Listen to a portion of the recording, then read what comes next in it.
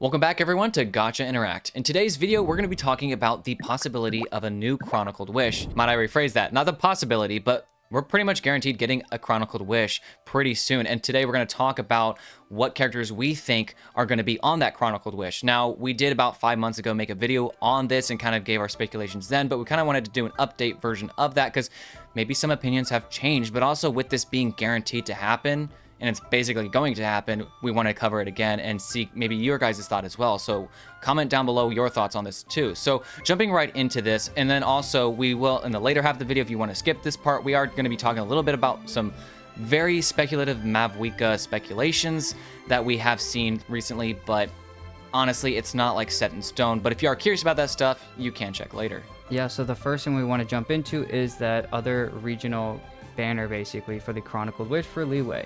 And so if we actually can backtrack, if you guys don't remember or didn't watch the video from I think almost 5 months ago or so, when we made the video about the last Liyue Chronicled Wish banner video.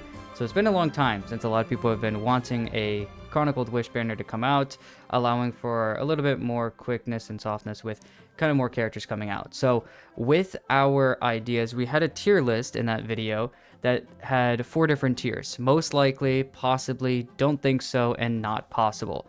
The reason we have a not possible section is because back then, 5 months ago, and even still, the Chronicled Wish banner has some some specific rules that it can't have. Rift, correct me if I'm wrong on this, but I think the character has to have 3 banners, correct? Already run?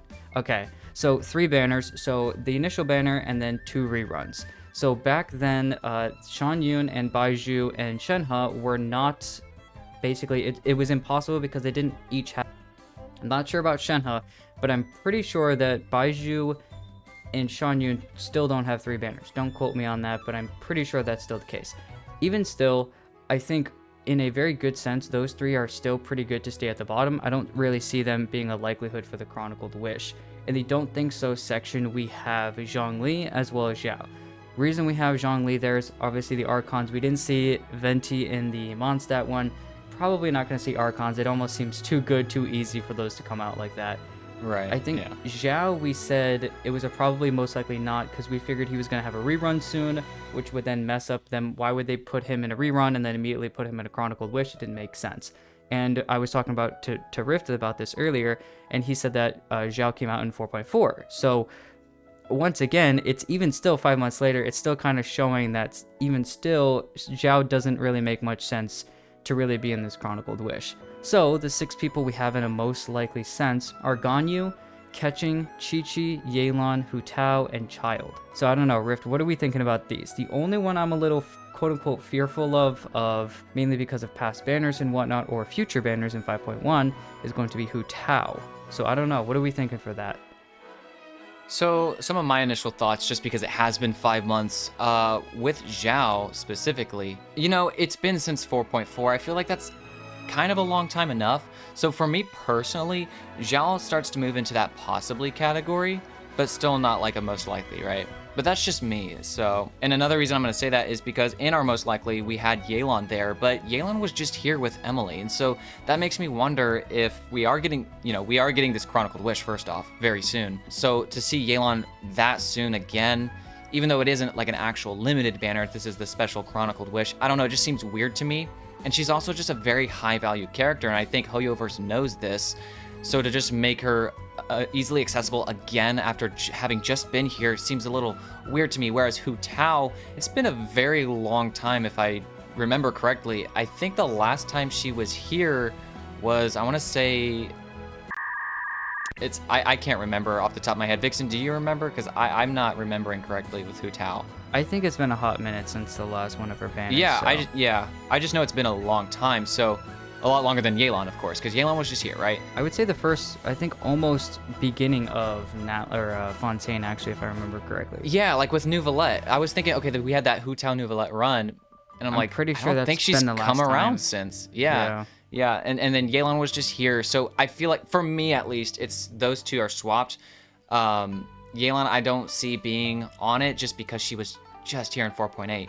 Hu Tao would still make sense, like you mentioned, Vixen, because it's been a long time. We had newer characters like Arlecchino, not that that's like an actual justification, but it is a newer Pyro unit, and we're gonna get more. We're getting the Pyro Archon, you know, maybe the Pyro Sovereign Dragon or whatever, Jibalantra. Who knows what Eon-san looks like? So to throw Hu Tao on the Chronicled Wish might make sense, right? And that's why we still had her there. Ganyu makes total sense to me because we haven't seen Ganyu in forever, unless she does get an actual rerun, because she is due for it. It's been a very long time since we had Ganyu. I don't even know that we had her throughout all of Fontaine. Now, you guys can correct me if I'm wrong in the comments or whatever, but I don't remember a Ganyu banner. So she makes a lot of sense. Obviously, Ketching and Chi-Chi are in there because they're the only Leeway standards, so it just makes the most sense. They have to be there. And so the other four characters, sorry, have to be limited, right? So Ganyu makes the most sense to me. Hu Tao still makes a lot of sense. Yelan dropped in value to me since the last time we made the video just because she was just here. And I think Child can remain on there. I have slight doubts with Child only because he's a Harbinger. And that probably has no bearing whatsoever. But I don't know. It's just like something to think about. Kind of like the same argument we think of with Zhongli. Well, he's an Archon, so surely they're not going to put him on there. You know, they have the Archon rerun thing that they've been doing already. Which, so, you know, and that's fair, and I still think that, right? But I do think Child could still show up on the Chronicled Wish. I'm not saying he's not going to, or I think he's still like a most likely. I think the major differences, to summarize from my opinion on this, is Zhao gets moved up just a little bit in the possibility, and Yelan gets brought down a little bit. Everything else is relatively the same. I think I can agree with that. And I just looked actually at the banners for Leeway and or Fontaine, sorry, and for the Leeway characters. And I believe the last time we saw Tartaglia or Child, whatever you want to call him, was actually in 4.0. So right. with Zhongli. So it's been a hot minute. That is definitely the case. I totally agree. I think that Zhao, because it was a lot of, like, even further beyond Yelan, I definitely think there's a switch of changes there. But if Hu Tao is in 5.1 possibly, like we were talking about in our last Interact post, that does tend to maybe question, are they actually going to have 6 characters on the banner? Do they kick out Hu Tao, put Zhao in, and take Yelan and Hu Tao off and only put 1 in, so you have 5 characters? Does it have to be 6? I think we're going to figure out, hopefully soon enough, on what that is going to look like. But looking beyond the actual idea of these banners, let's go ahead and talk about 5.3 with Mavuika. Now, if you don't know, 5.3 is where a lot of speculations are going to be where Mavuika is going to be confirmed as a playable character, or the Pyro Archon. And there's been some interesting few leaks the past few days, as well as Major League today, about talking about mainly her motorcycle. And that is how she's going to be mobility, kind of running around. That's how she's being mobile. So I guess in a very interesting sense, it does make sense. She's got like the glasses on, she's got the leather kind of jacket and everything, kind of, or entire leather outfit kind of going on. The heels, it makes sense, as well as the Pyro Archon almost being like, I don't know, some sort of weird version of the Ghost Rider or something. But still, I think an extremely cool idea. It'll be very interesting to see how it's implemented, but I think no matter what, I don't know, it looks cool and it sounds great. I'm very interested to see, because it does talk about it going up on mountains and going in on the water, as well as on the ground, possibly in lava. We might have another character that can actually go in lava without getting hurt, kind of like Mualani. So I guess we'll just have to wait and see.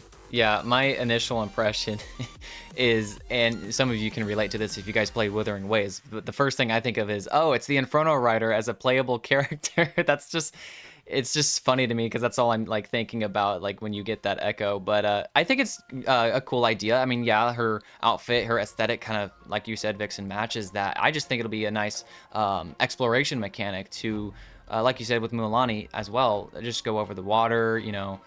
And there's other characters that do that, you know, Farina can walk, you know. It's been interesting to see how in the past year or two, a lot of characters have had more exploration type mechanics in them to kind of increase their, at least the fun factor, that people like that. And I think one of the earliest characters of that was actually Yelan, for sure. But then also Wanderer had a lot of that with the being able to just fly around. A lot of players just thought that was so cool, myself included, to the point where I pulled Wanderer just because he could fly. And I didn't regret that pull, by the way. But it's just things like that, you know, Shan Yun. And so characters like that are fun. But is it the main reason to pull them? Not really. If you're trying to actually get through the game's endgame content, like the Abyss and the Theater, then obviously things like that don't really matter. You shouldn't be, you know, like let's say Kanish here is coming up very soon. you shouldn't be pulling him just because he can fly around like a Yumkasor. I mean, just use a Yumkasor in Natlan for crying out loud, right? But it is fun. Like, and so if you're pulling just for that, then go for it. Like, that's totally cool. And so with Mavuika, I would say the same thing. Like, just being able to ride around on a motorcycle in exploration, yeah, that's gotta feel awesome, right? But she's also the Archon, so she's gotta have an amazing kit. So speaking of kit, Vixen, what do we think as far as right now? Because this is still very, I guess, premature. But what are we thinking about with the kit? Well, like you said, the kit is as premature as we're gonna get. That was a very good way of putting it, because I don't even know if I can even back this to any extent. We have a person who gives speculations that we can usually has given us very good information and actually backs up what we're doing pretty well. So I would say take it with a big grain of salt, but the idea of it should be the same. So when you use your skill, you have a press and a hold version, and the press version summons a collaborative attack. I have no clue what that means. I don't know if it's going to be, just like a coordinated attack, if that's the idea. Yeah, I'm not maybe something like that. Possibly. Maybe like a ride-in skill is kind of what came to my head. It could when you be, deal damage, right? So it's helps. maybe kind of like having that. Once again, people were talking about wanting Xiangling, but 2.0 version. That might allow this to happen. But also, talking about in the E, you have the hold version, which allows you to infuse Pyro to the character, allowing Mavuika to infuse Pyro to herself, allowing her to be the on-field application character. So this almost, and if this is a coordinated attack like you're talking about, Rift, this could be a great combination of the two, of a character that can be off-field as well as a character that can be on-field, which is very good. And then the burst as well, also that E will, both the press and the hold version will consume Night Soul points, and I'm going to guess that as soon as you use it, kind of like, starting with a bunch of Night Soul points and then, over time slowly dwindling them down using your skill. Well, then the ultimate states that it's a single hit, so when nice to see a huge fiery Pyro hit, but says that it hits once every 2 seconds. So possible more Pyro application for maybe some Hydra characters that might like Vaporize, maybe burning teams with Kanish. Honestly, I just see a lot of possibilities with a lot of things, as well as just constant damage coming from the Pyro Archon herself. So a very interesting start to a kit. I mean, this is as skeleton as skeleton kit is going to get.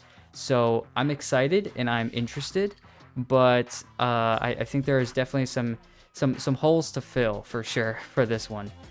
Oh yeah. And I know a lot of people have been anticipating and kind of just wanting to see, is she going to be on field? Is she going to be off field? We kind of have like these two different sides who want her to be off field, then this other side wants her to be on field. And I would say, just out of analyzing what a lot of people say, the majority want her, I think, to be off field, to be that Xiangling replacement, because everyone hates Xiangling. They want to actually bench her and use just a much cooler looking option, and that would be Mavuika. So that's fair, and right? And the same case could be made for Bennett.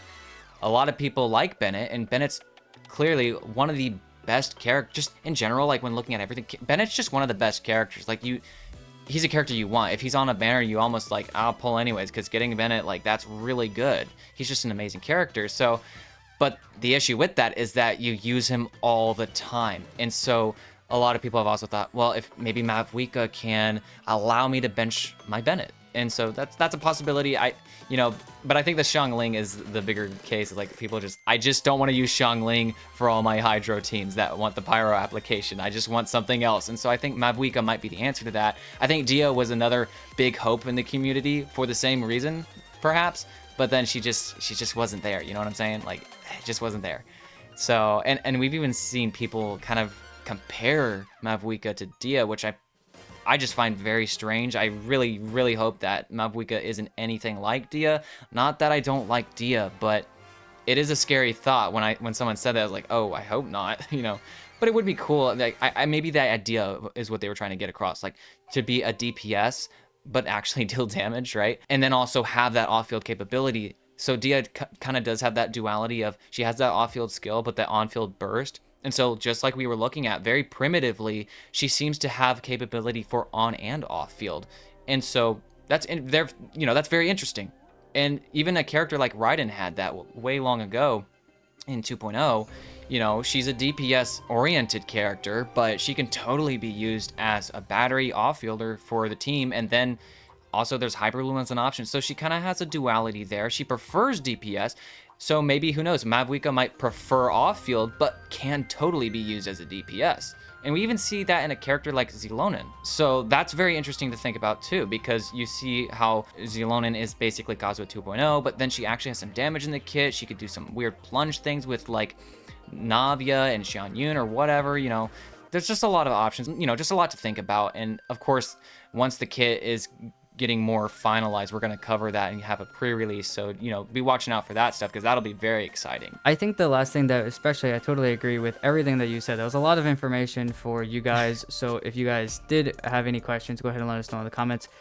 We know just as much as you guys. We're just giving you guys the information. But yeah, I think I'm totally excited to see what she has. And like you said with Dia, I think it's Dia 2.0, not to be the trash version of her, but it's to be the idea Right. of having that off-field capabilities while having the on-field capabilities. And especially with her as the Pyro Archon, being focused into attack, focusing as the element herself. As you saw, she's taking a lot of sacrifice for her team. I think overall it makes sense for me to see her as a damage dealer, whether that be on-field or off-field. I think no matter what, she's going to hit like a truck. So I think a lot of people are going to keep their eyes peeled for her as a character, and especially looking at other characters that a lot of people are looking forward to. Xilonen is a great character to get for Mualani and Kanish as well, you know, or maybe not Kanish, maybe, but like Mualani is, everybody's looking forward to that. Mavuika, though, is a character that possibly could be helping with Night Soul points for other characters, maybe some passive talents that can help other characters maybe get more damage if they're Natlan characters, stuff like that that might help Natlan specific ideas with Night Soul points. Or she just might be the sword of the team, where she just goes ham on everything. So I think we're definitely interested to see what she can do. Well, that's everything we've got talking about Mavuika, as well as the Chronicled Wish. Once again, if you have any ideas or comments down in the comments, please go ahead and let us know. Thank you again for watching the video, and we'll see you guys in the next one.